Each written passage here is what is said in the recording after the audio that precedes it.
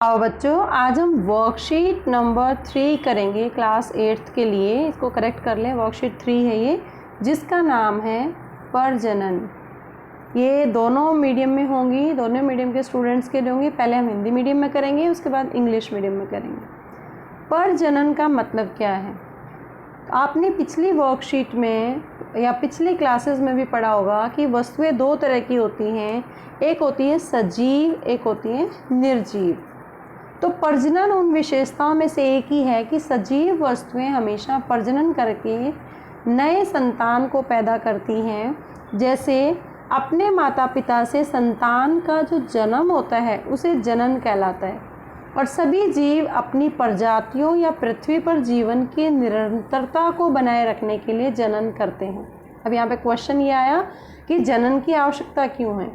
अगर जनन नहीं होगा तो प्रजातियाँ ख़त्म हो जाएंगी, उनका सर्वाइवल कम हो जाएगा और वो जैसे डायनासोर ख़त्म हो गए, ऐसे ही बहुत सारी चीज़ें भी धीरे धीरे ख़त्म हो जाएंगी। और हमारी जो फूड चेन है, जो खाद्य श्रृंखला है या खाद्य जाल है, और हमारा जो इकोसिस्टम है, जैव प्रक्रम है, उसके ऊपर बहुत प्रभाव पड़ेगा। इसलिए जीव जनन करते हैं। और कैसे करते हैं ये हम आगे पढ़ते हैं। अब जीवों में, जीव का मतलब क्या है? पौधे और जंतु। तो सबसे पहले हम पौधों में बात करेंगे कि पौधे कैसे जनन करते हैं। पादप मतलब पौधे। तो पौधों के अंदर अधिकांश पादपों में जनन बीजों द्वारा होता है और कुछ पादप विभिन्न कायिक अंगों, जैसे जो पौधे जनन बीजों द्वारा करते हैं वो दूसरी तरह की सेम बीज, अगर हेल्दी बीज लेंगे तो जो उनकी संतान होगी वो भी हेल्दी होगी। लेकिन कुछ पादप अपने विभिन्न कायिक अंग, मतलब जो पादप के पार्ट्स होते हैं, जैसे तना है, शाखाएं हैं, पत्तियों हैं, उनकी मदद से प्रजनन करते हैं। ऐसे जनन को लैंगिक जनन कहते हैं।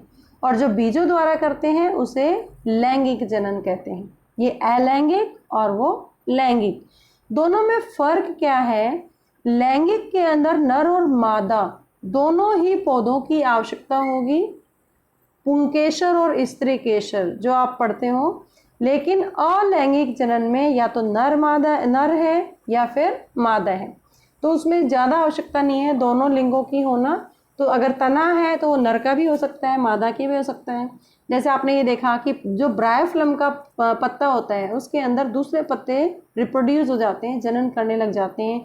आपने घर में भी देखा होगा, आपकी जो वेजिटेबल बास्केट है उसमें जो अंकुरित हो जाते हैं आलू के ऊपर बड़ आ जाते हैं, या प्याज के अंदर भी शूट्स आने शुरू हो जाते हैं। तो ये चीज़ें सारी अलैंगिक जनन है। उसके बाद आता है जंतुओं में जनन। जंतुओं में दो तरह का जनन है। एक तरह से कुछ जंतु अंडे देते हैं, कुछ जंतु शिशु को जन्म कर देते हैं। जो जीव जनन के लिए या तो अंडे देते हैं उन्हें अंडपर्जक कहते हैं, और जो शिशु को जन्म देते हैं उन्हें जरायुज कहते हैं। जैसे ह्यूमन बींग्स, इंसान बच्चे को पैदा करता है तो जरायुज हैं, ये भी बच्चे पैदा करते हैं। लेकिन मुर्गी के क्या होते हैं? अंडे, अंडे से ही चिकन्स निकलते हैं, तो वो क्या है? अंडप्रजक हैं। आप अपने आप को, नॉलेज को जांचना है इन क्वेश्चंस के माध्यम से। अंडे देने वाले कुछ जंतुओं के नाम लिखने हैं। सेकंड, शिशु को जन्म देने वाले जंतुओं के नाम, जैसे गाय, भैंस, बकरी, सारे शिशु देते हैं। जनन किसे कहते हैं, क्यों आवश्यक है, ये हम पहले ही बिल्कुल स्टार्टिंग में ही कर चुके हैं। तो ये सारे क्वेश्चन अपनी नोटबुक में करिएगा। Now the time for the worksheet of English medium students, and today's worksheet is worksheet number 3 for the 8th class, and its name is reproduction. We have also studied about living things and non-living things, characteristics of living and non-living things which make different from each other, and which property make different living and non-living things, that is the reproduction.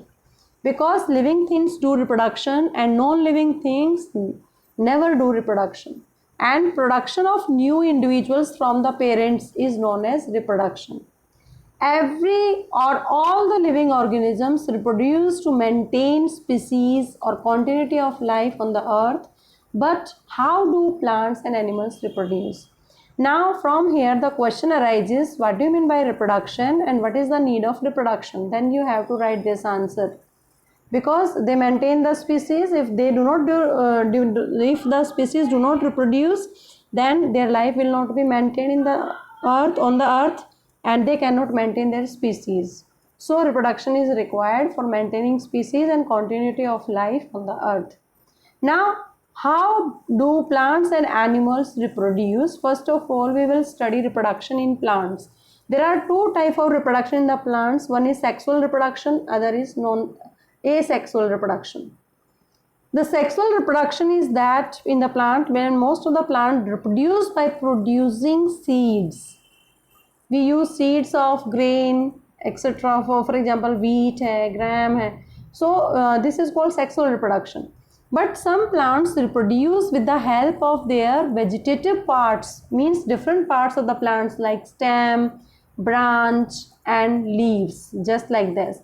And you can see the stem of rose flower. You can grow the another rose flower by the stem, branch of bryophyllum, leaf of bryophyllum, and these are also the reproductive parts of the potato, onion, shoots and roots. So many parts of the plants is used to reproduce another species. That is called asexual reproduction. Sexual means both the sexes, male and female. Flowers are used in the sexual reproduction, but in asexual means either male or female flower is used for making the species by using the vegetative parts of the plant like stem, branch and the leaves. That is called asexual reproduction. Now, how animals reproduce? Animal reproduction is taking place in the two ways. Some animals reproduce either by laying eggs, that are called oviparous, and some giving birth to the young ones, that is called viviparous. Viviparous are just like the human beings and the monkey, but the hen produce eggs, so it include in the category of oviparous. Shuturmurg. So many animals, they produce eggs. Sparrow also. So when the animals lay eggs, that is called oviparous, and some give birth to the young ones, that are called viviparous. Now check your understanding on the basis of the worksheet by doing these questions. Name some egg laying animals. Or second is name two animals which give birth to your young ones. What is the reproduction? Why it is necessary? That I have done in the starting of the worksheet. I hope you understand the concept of reproduction. Keep watching Super Vigyan. Thank you so much.